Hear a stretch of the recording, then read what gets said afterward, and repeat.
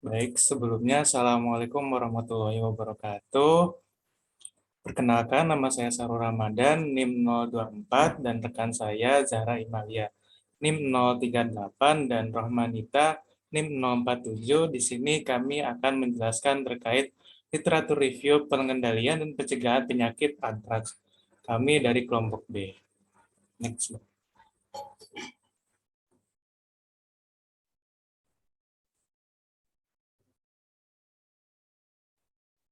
Dan di sini kami akan membahas terkait 4 poin. Yang pertama pendahuluan, yang kedua tinjauan pustaka, yang ketiga hasil dan pembahasan, dan yang terakhir adalah penutup. Yang pertama terkait pendahuluan. Latar belakangnya yaitu antraks merupakan salah satu penyakit zoonosis yang terabaikan atau neglected zoonotic disease yang bersifat universal di mana dapat terjadi di seluruh wilayah dunia, mulai dari negara yang beriklim dingin, tropis dan subtropis, pada negara yang miskin, negara berkembang hingga negara maju. Kemudian, antraks secara umum dapat menginfeksi semua makhluk hidup berdarah panas atau homoiтерm atau termasuk juga manusia. Antraks ini disebabkan bakteri Bacillus anthracis yang dapat membentuk spora. Kemudian kemampuan spora antraks dalam bertahan hidup mampu hingga ratusan tahun di tanah karena dapat tahan pada kondisi lingkungan yang ekstrim dan sulit dimatikan dengan disinfektan biasa. Persistensi spora antraks di lingkungan tersebut dapat menyebabkan terjadinya epidemi reguler.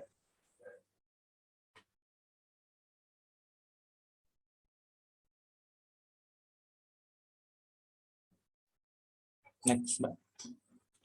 Kemudian, bakteri antraks dapat menginfeksi dan menyebabkan kematian pada mamalia liar maupun ternak, terutama hewan yang berherbivora seperti sapi dan domba, dan beberapa jenis unggas dan manusia.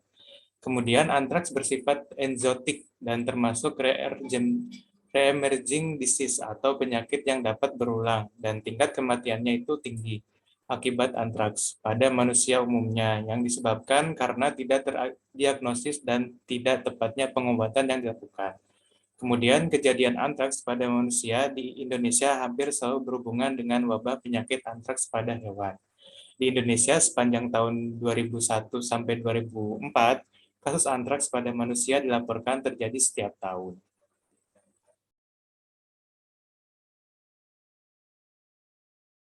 Next, Mbak.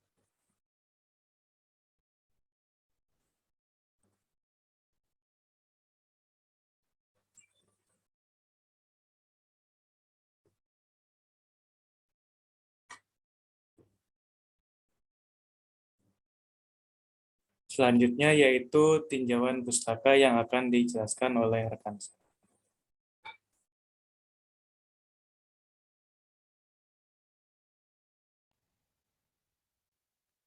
Baik, yang pertama ada pengertian antraks.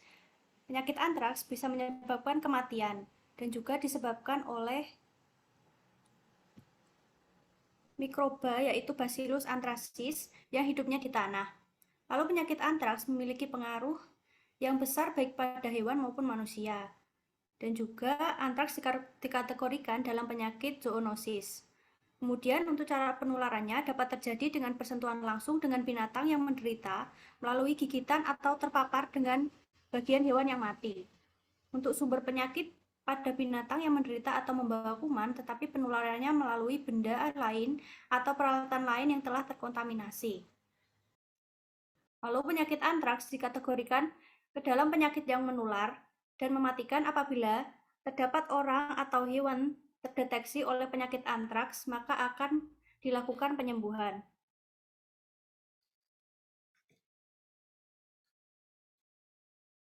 Lalu penularan penyakit antraks.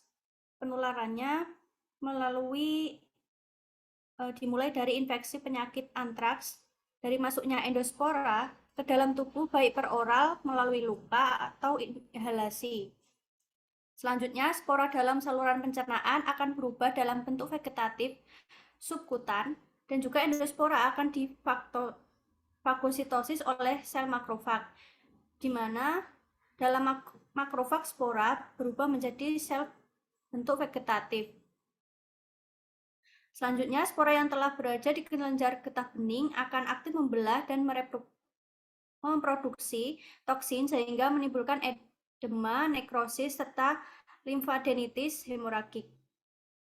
Lalu penyebaran spora di dalam tubuh terjadi melalui dua cara, yaitu secara hematogen dan juga limfogen.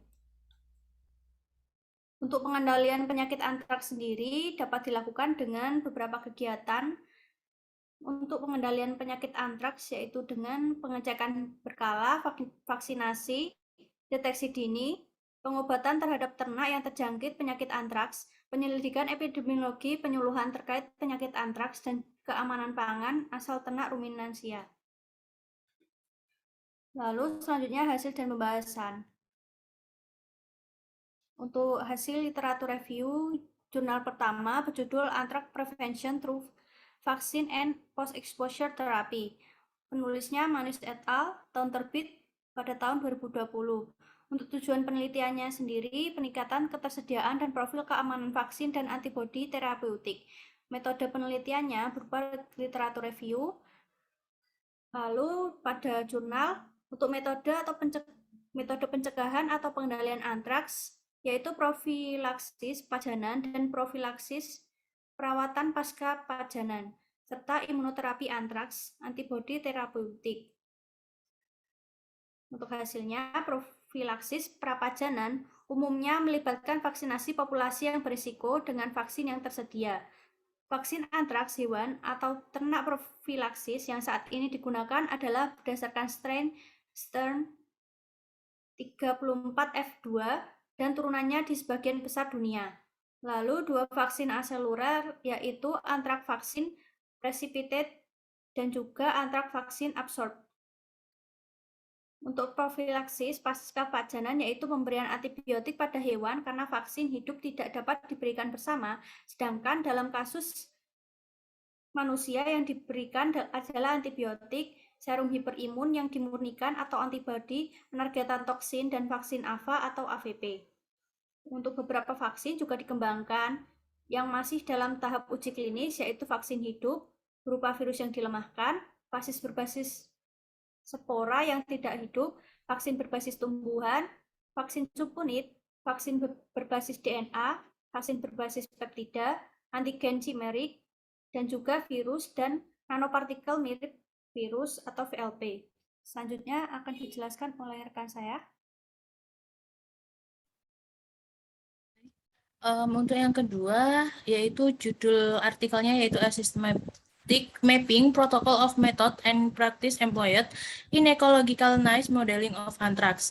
Nama penulisnya yaitu John Gacciochi pada tahun 2019. Tujuan penelitiannya untuk menggambarkan rencana mengkarakteristikkan data input, algoritma, pendekatan penilaian, dan model praktis aplikasi yang digunakan di INM untuk antraks yang akan menghasilkan peta sistematis. Adapun metode penelitiannya yaitu literatur review dengan metode atau pencegahan pengendaliannya yaitu peta sistematis yang berisi informasi mengenai antraks. Hasilnya yaitu peta sistematis yang akan menjadi pengendalian antraks. Hal ini dikarenakan dalam peta sistematis akan berisikan data mengenai kejadian antraks yang terjadi. Next, Mbak.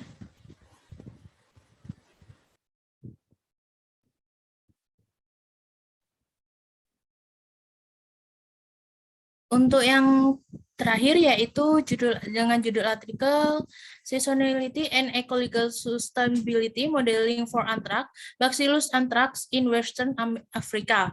Nama penulisnya yaitu Claudia Pittigiglio pada tahun 2022. Tujuan dari penelitiannya yaitu penelitian ini bertujuan untuk menguji apakah wabah meningkat dengan perubahan bertahap pada variabel iklim, curah hujan, NDVI, dan suhu selama awal musim hujan seperti yang ditunjukkan oleh bukti anekdotal dari pengamatan lapangan. Yang kemudian yang kedua yaitu mengidentifikasi faktor resiko ekologi dan yang terakhir yang menerapkan McN dan kombinasi dengan kumpulan data terbatas dan heterogen pada kejadian antraks untuk menghasilkan peta risiko. Adapun metode dari penelitiannya ini yaitu literatur review. Metode pencegahan pengendaliannya yaitu ecological noise modeling, pemodelan ceruk ekologi atau ecological, dan praktis nine model atau nice model. Kemudian hasil dari penelitian ini akan membantu untuk menginformasikan program kesehatan hewan dan pengendalian antraks di beberapa negara dan zona ekoklimat dan agroekologi dalam wilayah Afrika Barat dan mungkin dapat beradaptasi dengan wilayah lain. Studi ini mengidentifikasi keduanya wilayah beresiko dan hubungan temporal dengan peristiwa meteorologi seperti curah hujan sebagai prediktor untuk periode musiman dengan peningkatan risiko. Secara khusus, penelitian ini mengidentifikasi tingkat perubahan kendala lingkungan, terutama pada wabah antraks, curah hujan, dan suhu sebagai prediktor utama, dan menunjukkan bahwa analisis data real time pada hal ini, variabel dapat digunakan untuk mengidentifikasi peningkatan risiko, kemunculan kembali antraks.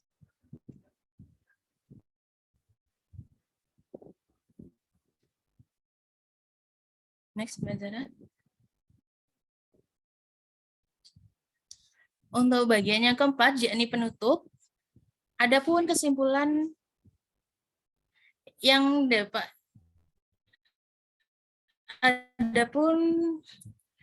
pengendalian yang dapat dilakukan yaitu yang pertama adalah profilasis prapajanan dan profilasis perawatan pasca pajanan serta imunoterapi antraks, antibodi terapeutik pada profilaksis prapajanan menggunakan 2 vaksin aseluler yaitu antrak vaselin partisipan atau AVP dan antrak vaselin absorbed atau AVA.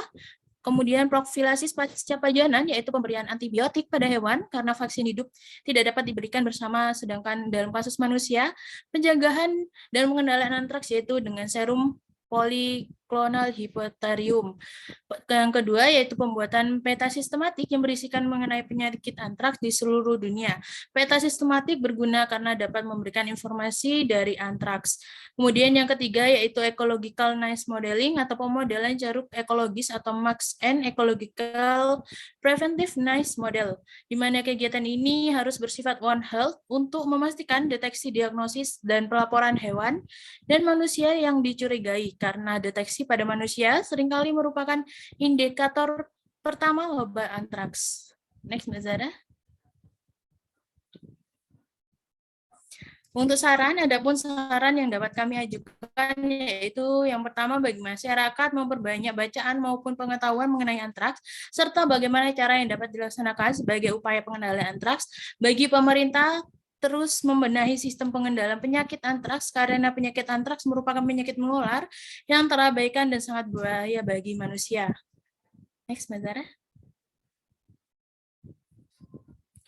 Sekian presentasi dari kelompok kami, kurang lebihnya mohon maaf. Saya kembalikan kepada Mas Syahrul. Baik, terima kasih Mbak Nita dan Mbak Zara. Sekian presentasi dari kelompok B tentang pengendalian dan pencegahan antraks. Kurang lebihnya mohon maaf. Wassalamualaikum warahmatullahi wabarakatuh.